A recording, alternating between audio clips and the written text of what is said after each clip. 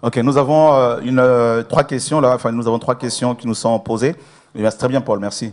Et premièrement, Jésus n'approuve-t-il pas la dîme dans Matthieu 23, 23? Et pas du tout, frère ou sœur, hein, je ne sais pas. Alors, on va rapidement le voir, Matthieu 23, 23. Mais nous n'allons pas seulement lire le verset 23 parce que, voilà, on risque de ne pas comprendre grand-chose. Hein. On va lire à partir du verset 1er. Alors Jésus, parlant à la foule et à ses disciples, dit: les scribes et les pharisiens sont assis dans la chaire de Moïse. Faites donc et observez tout ce qu'ils vous disent, mais n'agissez pas selon leurs œuvres, car ils disent et ne font pas.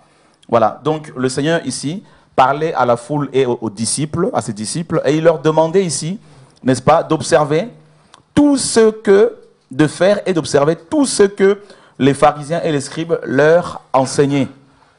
Vous vous rendez compte? Le Seigneur demandait ici aux apôtres, aux disciples, d'appliquer tout l'enseignement des scribes et des pharisiens. Or, l'enseignement des scribes et des pharisiens était basé sur Moïse, c'est-à-dire l'observation de sabbat, l'observation des offrandes, des libations, l'observation, le fait d'aller prier au temple à Jérusalem, et le fait de se faire circoncire, et le fait également, dans l'enseignement des pharisiens et des scribes qui était basé sur Moïse, les femmes, pendant leur menstru, n'avaient pas le droit d'entrer dans le temple, n'est-ce pas? Et il fallait également qu'à la naissance des tout premiers-nés, si c'était des garçons, qu'ils soient présentés 41 jours après leur naissance, selon Lévitique 12. Et puis également, les gens qui n'observaient pas le Shabbat devaient être lapidés, n'est-ce pas, comme nombre Lévitique 15, 32 nous le dit.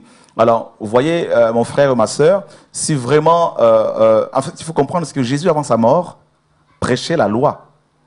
Il ramenait les gens à la loi parce qu'il était lui-même un observateur parfait de la loi, jusqu'à la croix, n'est-ce pas? Voilà pourquoi quand il est mort et ressuscité, eh ben, il n'a plus... c'était le temps, le régime avait changé. Donc c'était maintenant le temps de la grâce. Et dans le verset 23, « Malheur à vous, scribes et pharisiens, hypocrites, parce que vous payez la dîme de la menthe, de la nette et du cumin, et que vous laissez ce qui est plus important dans la loi, la justice, la miséricorde et la fidélité. » C'est là ce qu'il fallait, c'est là ce qu'il fallait pratiquer sans négliger les autres choses. Donc il est question ici de la dîme, de la, n'est-ce pas, de la menthe, de la nette et du cumin. Donc c'est pas du tout la dîme de l'argent, des dollars, des euros. C'était des herbes, n'est-ce pas, des condiments, des herbes qui étaient utilisées pour, n'est-ce pas, pour la cuisine. Voilà. Donc après sa mort et sa résurrection, les données ont changé. Donc on ne peut plus utiliser Matthieu 23 pour réclamer la dîme. Sinon, il faut dans ces cas-là pratiquer toute la loi.